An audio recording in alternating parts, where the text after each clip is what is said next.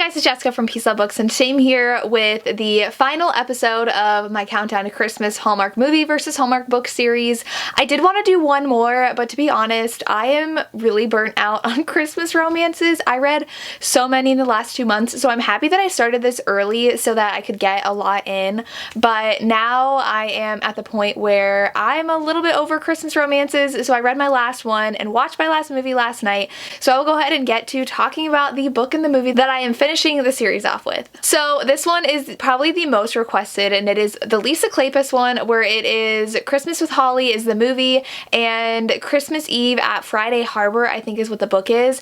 And can I say, this is probably the most disappointing in regards to Christmas in the movie and the book, because Christmas did not happen until the very end of either one of them, and I don't understand why Christmas is in the title of both the book and the movie when the book was a 3.5-hour audiobook and we didn't get it until the last 10 minutes, and we also didn't get it until the last 10 minutes of the hour-and-a-half movie. So I was a little disappointed as someone who was so in the mood for like a Christmas movie and wanted a Christmas romance when reading this. I don't want just like a novella contemporary romance. So I will say I was disappointed in both before even starting. Starting with the book, this one takes place at this small town. Maggie is a widow, which is different in the movie. In the movie, she just was broken up and she lost her husband 2 years ago, and she has a toy shop, and our hero has gained custody of his niece, Holly, who lost her parents, I believe, in a car accident, and he is the one that was chosen to take care of her, and she does not speak because she is still trying to recover from losing her parents. And so a big deal about this book is that Holly won't speak, and he is trying his best to raise her, and if she will speak, when she will speak, and that's a big plot point.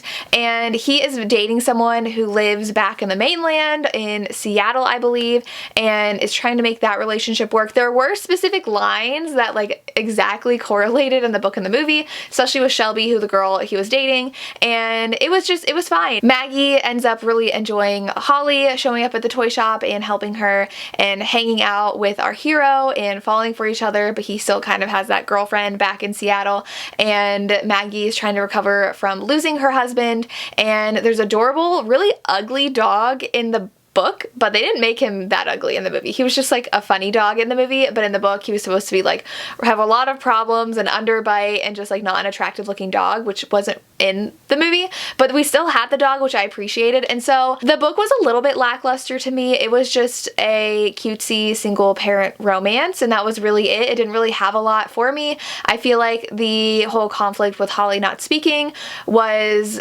glossed over and like happened very quickly when she did decide to speak, and I wish there was more development there. And just as a novella itself, there wasn't much development in here, and I feel like I didn't really learn that much more about all the other characters, and I was severely disappointed that most of it took place in the fall.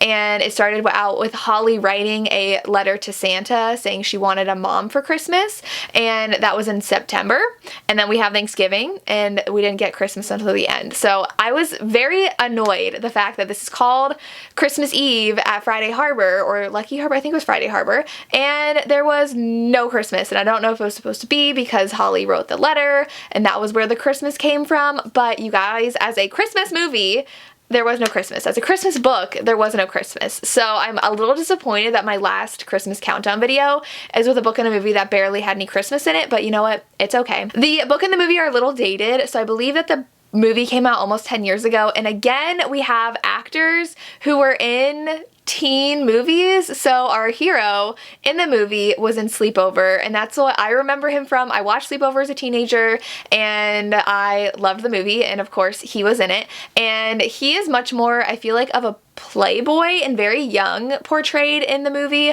and maybe he was in the book, but it was just so short that I didn't really feel that character development for him. But I could see him learning to put a child first and really growing as a person, as opposed to being this like young playboy who was just like dating whoever he wanted. And I saw him really mature throughout the movie, which I appreciated. And there was a lot more development with Maggie's character because she was not a widow. She was just broken up and her ex was engaged. And so her sister was a big part of the movie too, and how she was supporting her and like calling her a lot and FaceTiming her because Maggie just opened up her toy shop. And so I feel like it was already open in the book, but this was about her opening the toy shop in the movie and trying to find success there. And she helps Holly talk through a really adorable fairy home, which reminded me of Tink's home in the movie Hook with Robin Williams, and I love that version, and Tink's home reminded me of what was in the movie. In the book it was like a seashell, which it wasn't really that special, but it was really cool how that was developed in the movie, and I think that they took their time building that bond between Maggie and Holly, and I really appreciated that a lot more than in the book. And we got to see the brothers bond a lot in the movie and see them talk to each other and fight as siblings and bond over Holly, and it was just really sweet. And I think that the movie, because it was a lot more time taken care of with the plot, I feel like the movie just was so much better than the book at developing relationships between the brothers, between Holly and Maggie, between Maggie and our hero, whose name I am blanking on. Mark, maybe? I don't remember what his name was, but there was also this sense of he was still dating someone back home, and so they kind of had this kind of spark between them. But as a romance, I wasn't that impressed with the romance. You could tell they just like kind of liked each other, but a lot of the focus was not on their romance. And so I think that both the movie and the book could have done a better job at developing the romance a bit more.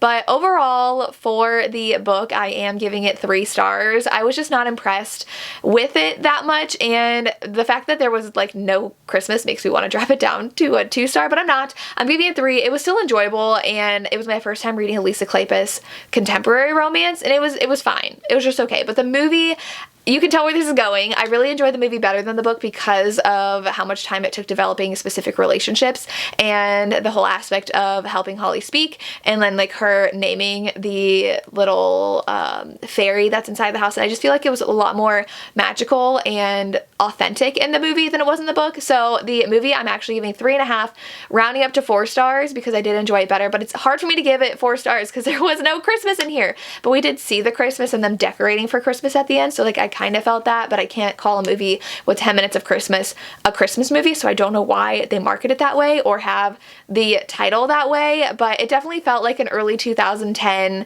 kind of movie about a guy having to take care of his niece and be a dad now and falling for someone, and so it definitely felt of that era. So just know that going in, it's a little dated, but it was a lot of fun. And like I said, I really love the brothers so much in the movie, and I feel like there's more sense of family for both Maggie and the hero and with their siblings. So the movie wins for this one. That means that Hallmark movies win overall this series. I have given a higher rating to the movies than the book counterparts, though the books held their own. We did have some books that I did enjoy better. I had so much fun doing this series, and I hope you guys enjoyed me doing it as well. I know I've gotten a lot of positive comments from you guys, and let me know if you have any other Hallmark movies you think I should watch this season. I'm not necessarily going to do a video on them, but I definitely do want to watch more Hallmark movies before the holiday season is over. But if you're watching this the day it goes up, I hope you have a Merry Christmas if you do celebrate, and Happy Holidays and a Happy New Year with your family. And as always, thank you so much for watching and have a good day.